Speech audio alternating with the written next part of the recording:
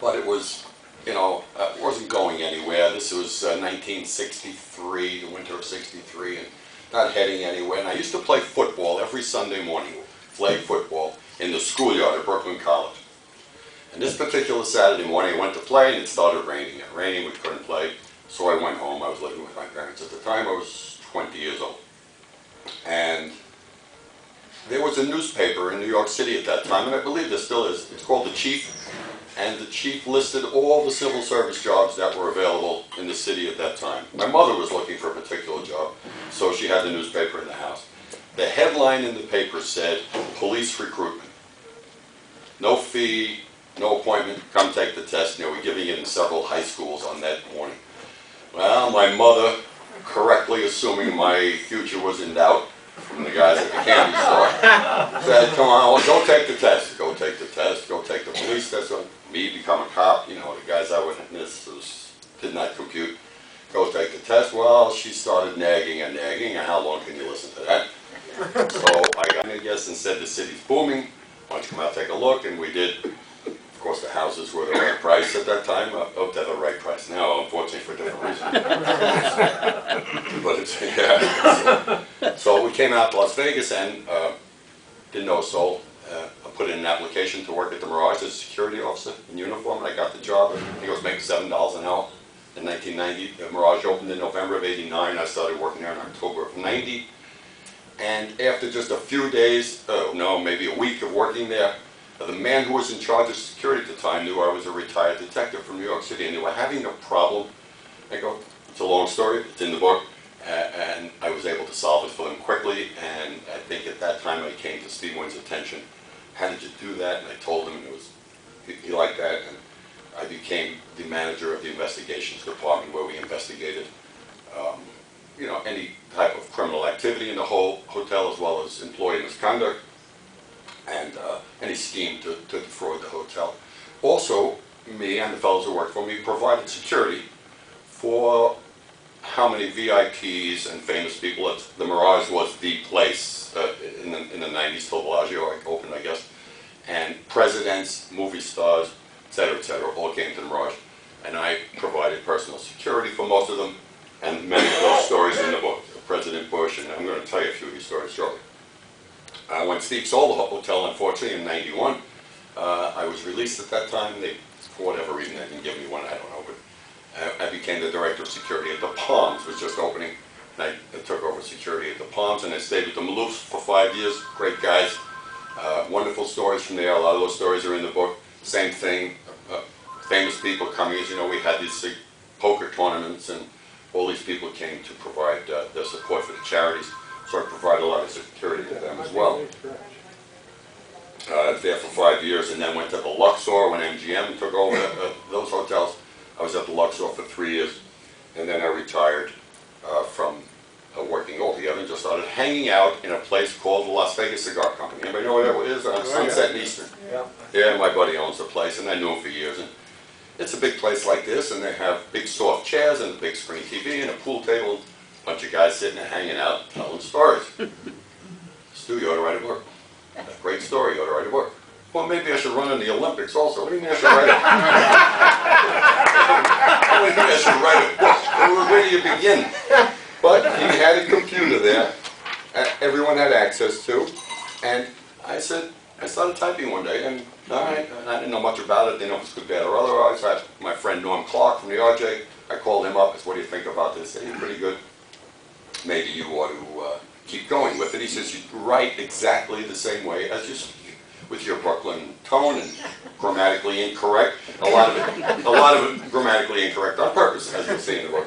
Because some of the people I spoke to in my career, like a conversation between me and Joe Pesci, would have an English teacher in cardiac arrest. And some of the language, of course, there was not too much of that language. So I started typing, and lo and behold, this book came to be, and then Norm said it's pretty good. He introduced me to Jeff Schumacher over at the RJ, and he introduced me to Carolyn, and Stevens Press liked my manuscript. Wow, a manuscript, and lo and behold, it was published, and here it is. And it's been out about 4 or 5 months now, doing fairly well. And so, although I don't consider myself a writer, there's the book, Moral Story. nice people, good people. As I say at the beginning of the book, 99% of all the people I met in the police department in Brooklyn and here in the hotels, very nice people. There's a few miserable bastards, but I choose to let that go. I'm not going to go into that. Don't tell us. Right outside there by the bar, I'll tell you later. So, the first person I ever really met that was of importance to me, I didn't know. I was working in the hotel maybe less than a year, and Steve Wynn said to me, the governor of Kansas is here, and she needs, I blew the story, the governor needs someone to escort them around the hotel. So I said, okay, I'll wait at the elevator lobby.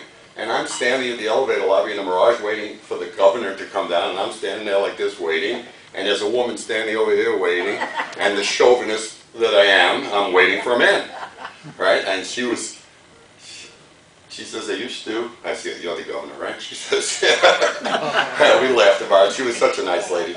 She was the first lady, I'm drawing a blank on her name right now.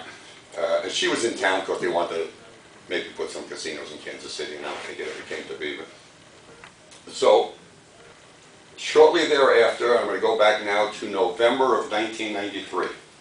George Bush Sr. got out of office in January and came in November to the Mirage to give a speech to a group of people.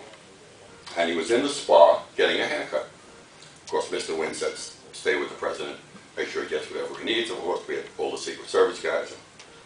So he's getting a haircut, and he says to me, Stu, I've never been in a hotel before. When we get finished with the haircut, could you please give me a tour of the hotel? Will I give a tour of the hotel to the President of the United States? You think so?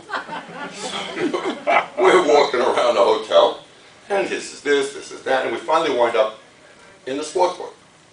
And I'm explaining to the President about the racing starts on the East Coast in the morning, and as the clock ticks, it winds up in California, it goes on all day. On the wall over here are all the college football lines for the upcoming games on Saturday. And I'm explaining to the President about the point spreads and the odds and how it works. Notre Dame was going to play Florida State on Saturday. Florida State was the #1 team in the country at the time. And the President says, Stu, if I want to go bet on Notre Dame, how do I do that? I said, well, if you're serious, Mr. President, you go to the window, but if you really want to do it, I'll have somebody do it for you. Yeah, he reaches into his wallet, comes out with a $100 bill. I want to bet on Notre Dame. Okay, so somebody money, they go to the window, make the bet for him. I check the ticket, I give it back to the President, and we continue with the tour. He gives his speech that night, and we get finished, and he goes to bed. In the morning, he's getting ready to leave, and we're out in the villas. Those who are familiar with the Mirage know we have those beautiful villas out there. And he's in the hallway, getting ready to leave, and we had the maid and the butler and people lined up who had waited on the President, hoping he would agree to take some pictures, and he did. So the photo session is going on, people taking pictures. And he says, hey Stu, if I win my bet, how do I collect? I said, well, Mr. President, you have 90 days.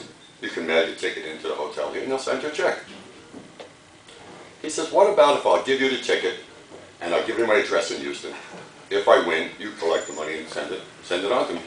I said, it would be my pleasure, Mr. President, but I should warn you, you would be the only one in this hotel to trust me with $100.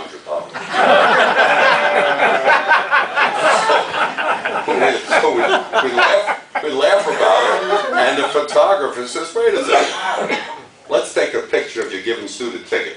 That way he can't beat you out of it. Yeah, okay, go ahead. So we take a picture of him giving me the ticket, and we take a picture, I'm shaking hands with the President. Goes about it, and he leaves. Lo and behold, he wins his bet, of course. And now I've got $191 that belongs to the President of the United States.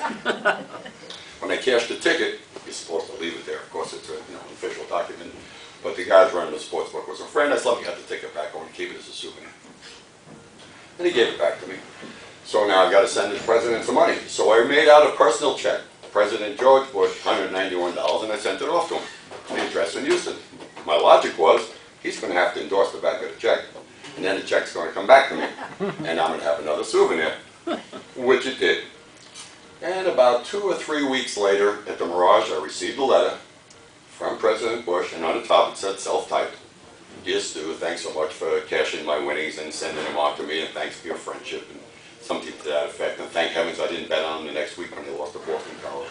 Something to that effect. So now, hanging on the wall in my house, in a very large frame, is the picture of him giving me the ticket, the picture of course, shaking hands, I had the ticket, the check, and the letter that he sent to me, thanking me. So what we have here is absolute proof of perhaps the only time in history when the President of the United States made a bet on a ball game in a sports book in Las Vegas. Will that be worth something one day? The President comes back to visit the hotel again. As you know, he's good friends with Mr. Wynn.